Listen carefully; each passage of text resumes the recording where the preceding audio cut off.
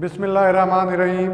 जी class last time हमने discuss कर लिया था बायो एनर्जेटिक्स के बारे में कि बायो एनर्जेटिक्स होती क्या है। ठीक है, उसके अलावा हमने spontaneous reaction, non spontaneous reaction, Gibbs free energy, entropy, enthalpy, इन सब चीज़ों के बारे में डिस्कस कर लिया था। ठीक है, तो आज हम स्टार्ट करते हैं बायोलॉजिकल ऑक्सीडेशन क्या होती है। ठीक है, तो बायोलॉजिकल ऑक्सीडेशन को स्टार्ट करने से पहले हमें कॉन्सेप्ट होना चाहिए ऑक्सीडेशन किसे कहते हैं, रिडक्शन किसे कहते हैं। उसके अलावा हमने रिडॉक्स पेयर के बारे में जानना, रिडॉक्स पेयर किसे कहते हैं, और रिडॉक्स पोटेंशियल किसे कहते हैं, इसके बारे में जानना है।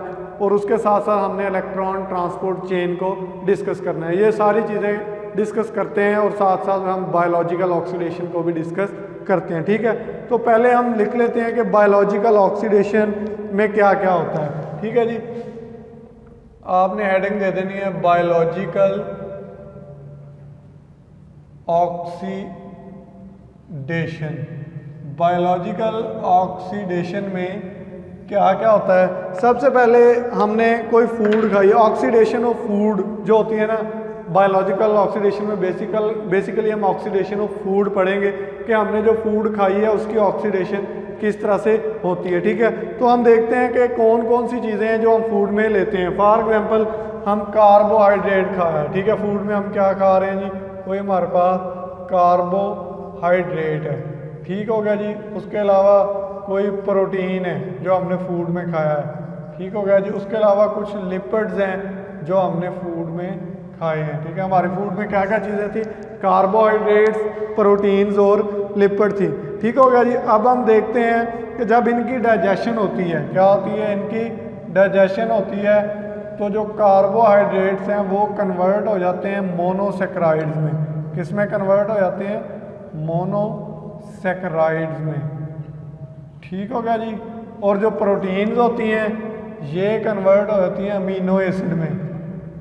प्रोटीन किस में कन्वर्ट हो जाती हैं, अमीनो एसिड्स में। ठीक हो गया जी।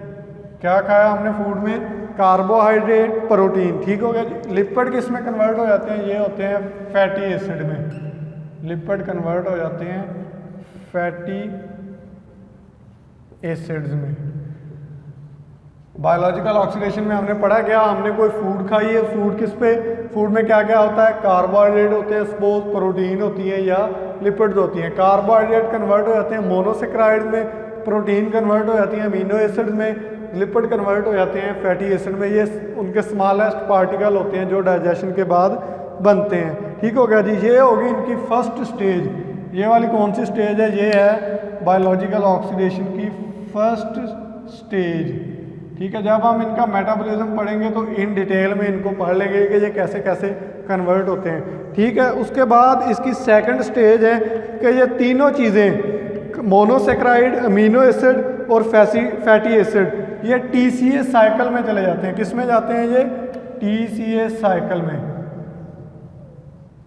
ये मोनोसेक्राइड भी, अमीनो एसिड्स भी और फैटी एसिड भी, ये किस में चले जाते हैं, ये TCA साइकिल में चले जाते हैं। ये डायरेक्टली TCA साइकिल में जा सकते हैं या ये एसिटाइल कोएंजाइम A के थ्रू, या किसके थ्रू, ये एसिटाइल कोएंजाइम A के थ्रू ये क्या होते हैं, किस में जाते हैं, TCA साइकिल में चले जाते हैं। ठीक है, ये कौन सी इंटरमीडिएट स्टेज है, ये कौन सी स्टेज है, ये वाली पहली स्टेज क्या थी, ये मैं इस तरह से लिख लेता हूँ। ये वाली जो स्टेज थी पहली, ये थी फर्स्ट स्टेज, और ये TCA साइकिल में कन्वर्ट हो गए हैं। और TCA साइकिल के बाद क्या होगा, TCA साइकिल में क्या होगी, फूड की ऑक्सीडेशन होगी और किस में कन्वर्ट होगी, वो कार्बन डाइऑक्साइड बनेगी। क्या बनेगी, कार्बन डाइऑक्साइड बनेगी, और ये क्या हो जाएगी, इसकी ऑक्सीडेशन हो जाएगी। इसीलिए हम क्या कहते हैं इसको, बायोलॉजिकल ऑक्सीडेशन। और ये स्टेज कौन सी है, ये सेकंड स्टेज है या इसको इंटरमीडिएटरी स्टेज कहते हैं। ठीक हो गया जी। कौन सी स्टेज है, ये सेकंड स्टेज है या इंटरमीडिएटरी स्टेज है। उसके बाद इसके साथ क्या बनेगा, इसके साथ TCA साइकिल के दौरान कुछ चीज़ें बनेंगी, NADH, nicotine adenosine dinucleotide. ठीक हो गया, प्लस H पॉजिटिव। और साथ इसके क्या बनेगा, FADH2, DH2 ये चीज़ें बनेंगी, ठीक है। ये क्या करेंगी, ATP प्रोड्यूस करते हैं। ये क्या करते हैं, ATP प्रोड्यूस करते हैं, ठीक हो गया। जो एक NADH है ये 2.5 ATP प्रोड्यूस करता है। कितने ATP प्रोड्यूस करता है एक साइकिल के दौरान, 2.5।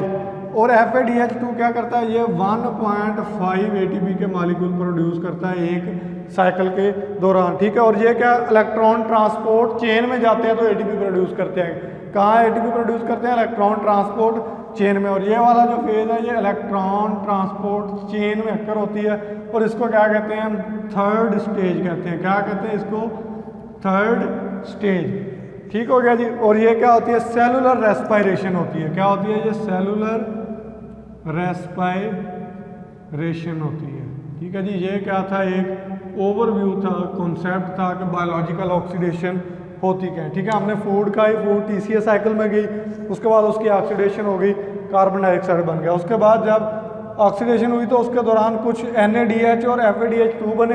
NADH और FADH2 क्या करेंगे, इलेक्ट्रॉन ट्रांसपोर्ट चेन में जाएंगे। इलेक्ट्रॉन ट्रांसपोर्ट चेन के दौरान एक साइकिल में एक NADH 2.5 ATP के मॉलिक्यूल बनाता है और एक FADH2 1.5 ATP के मॉलिक्यूल बनाता है, ठीक है। ये क्या था जी, बायोलॉजिकल ऑक्सीडेशन। अब उसके बाद हम आगे बढ़ने से पहले ऑक्सीडेशन और रिडक्शन या रिडॉक्स पेयर के बारे में पढ़ लेते हैं कि वो क्या होते हैं, ठीक है। ऑक्सीडेशन सिंपली नाम से ज़ाहिर है, addition of oxygen, removal of hydrogen, removal of electron is called as oxidation.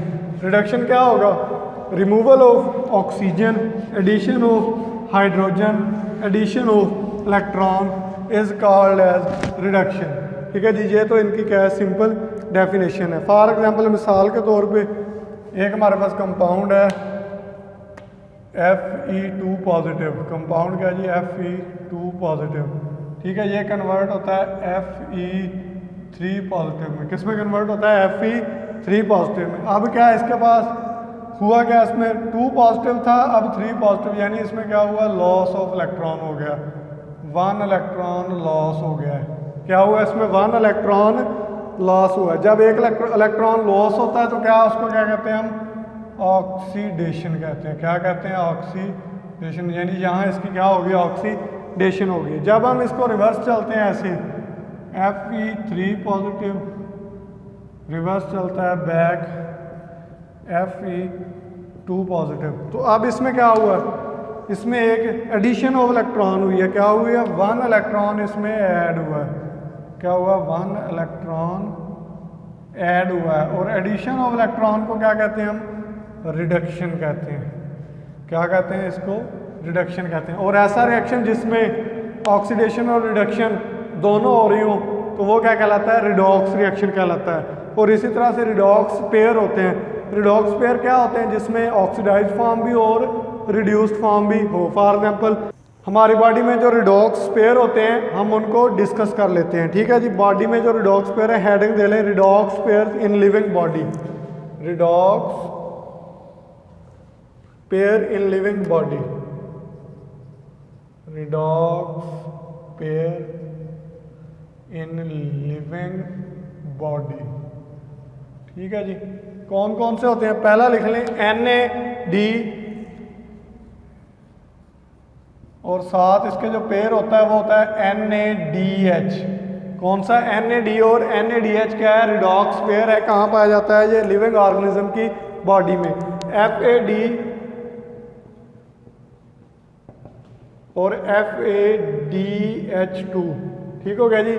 ये क्या है, एक रिडॉक्स पेयर है जो लिविंग बॉडी में पाया जाता है। FMNH2, ठीक है। ये क्या है, रिडॉक्स पेयर है जो लिविंग बॉडी में पाया जाता है। ये FAD एब्रीविएशन है फ्लेवन एडिनोसिन डाइन्यूक्लियोटाइड, और FMN है फ्लेवन एडिनोसिन मोनोन्यूक्लियोटाइड, ठीक हो गया जी।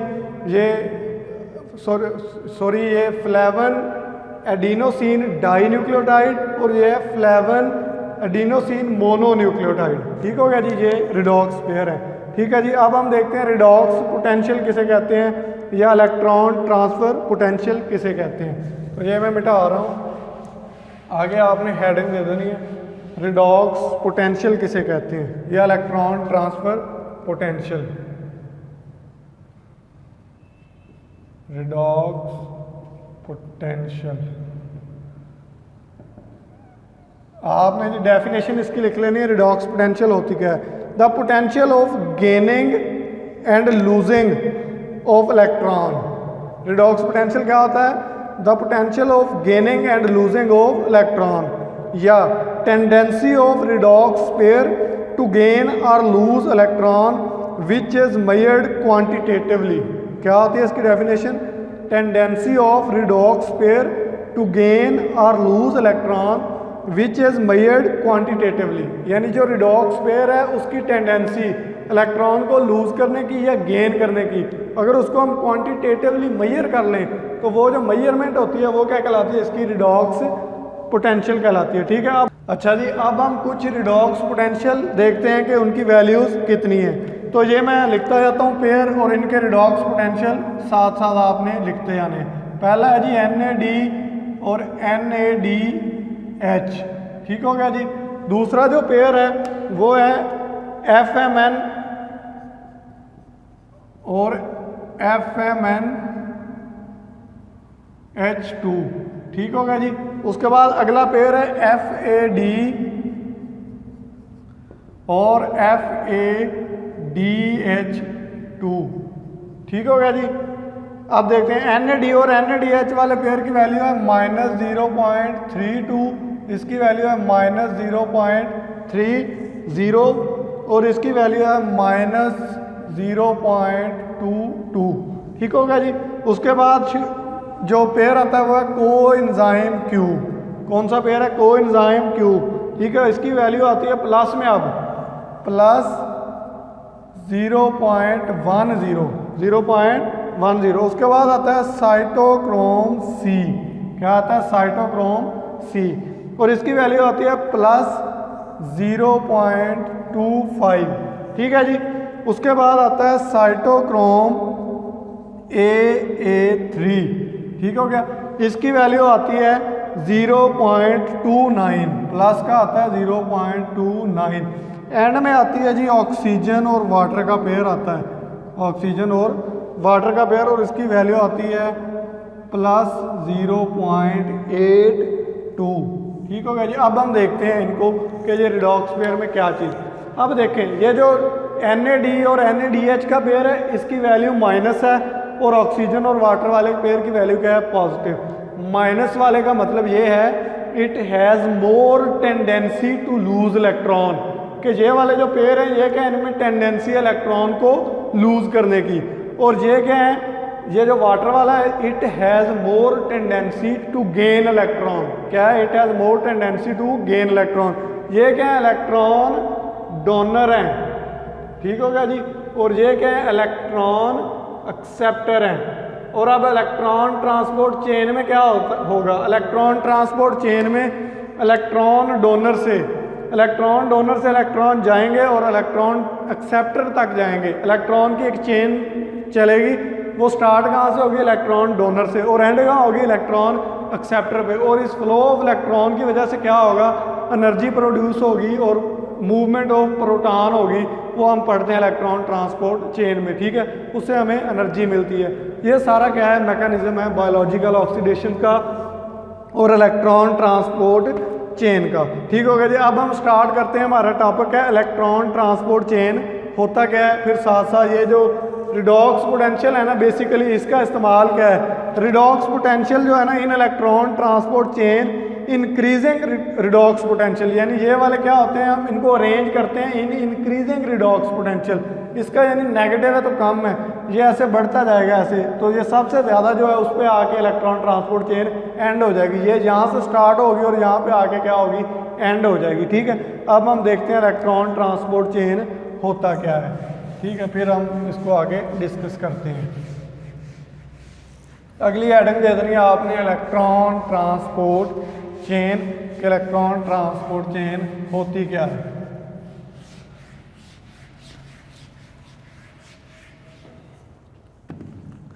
अगर इसकी हम डेफिनेशन देखें, इलेक्ट्रॉन ट्रांसपोर्ट चेन ETC इस तरह से लिख लें एब्रीवेशन जो। तो इसकी डेफिनेशन ये है सीरीज ऑफ कम्प्लेक्सेस, क्या इसकी डेफिनेशन साथ साथ लिखते हैं ना आपने, series of complexes that transfer electrons from electron donor two electron acceptor via redox reaction and couples this electron transfer with the transfer of proton. क्या होता है ये सीरीज ऑफ रिएक्शन है, क्या है ये सीरीज ऑफ कम्प्लेक्सेस है, यानी कम्प्लेक्स होते हैं इसमें 4 सीरीज ऑफ कम्प्लेक्सेस है जो इस तरह से अरेंज होते हैं कि जिसमें जो इलेक्ट्रॉन का फ्लो होता है वो इलेक्ट्रॉन डोनर से शुरू होता है और एंड किस पे होता है, इलेक्ट्रॉन एक्सेप्टर पे, और इस दौरान बहुत से रिडॉक्स रिएक्शन होते हैं, यानी ऑक्सीडेशन भी होती है और रिडक्शन भी होती है। और जब ये काम होता है इलेक्ट्रॉन का फ्लो होता है तो उस दौरान काम क्या हो जाता है साथ, it couples this electron with the transfer of proton. इसके नतीजे में क्या हो जाता है, ट्रांसफर ऑफ प्रोटॉन होता है। उस ट्रांसफर ऑफ प्रोटॉन की मदद से हमें क्या मिलती है, एनर्जी मिलती है। इलेक्ट्रॉन ट्रांसपोर्ट चेन का बेसिक प्रिंसिपल क्या है, सीरीज ऑफ कम्प्लेक्सेस की एक सीरीज होती है जो इस तरह से अरेंज होते हैं कि जो इलेक्ट्रॉन है वो इलेक्ट्रॉन डोनर से स्टार्ट होते हैं और इलेक्ट्रॉन एक्सेप्टर पे आके रुक जाते हैं। जब वो रुकते हैं तो इस दौरान बहुत से रिडॉक्स रिएक्शन होते हैं। उस रिडॉक्स रिएक्शन के नतीजे में इलेक्ट्रॉन के जो फ्लो होता है उस फ्लो के नतीजे में एक ऐसा प्रोसेस स्टार्ट हो जाता है कि प्रोटॉन की पंपिंग स्टार्ट हो जाती है। क्या हो जाती है, प्रोटॉन की पंपिंग स्टार्ट हो जाती है और उस पंपिंग की मदद से हमें क्या मिलती है, एनर्जी मिलती है। ठीक है, तो अब हम डिस्कस करते हैं कि कम्प्लेक्स कौन कौन से इलेक्ट्रॉन ट्रांसपोर्ट चेन के।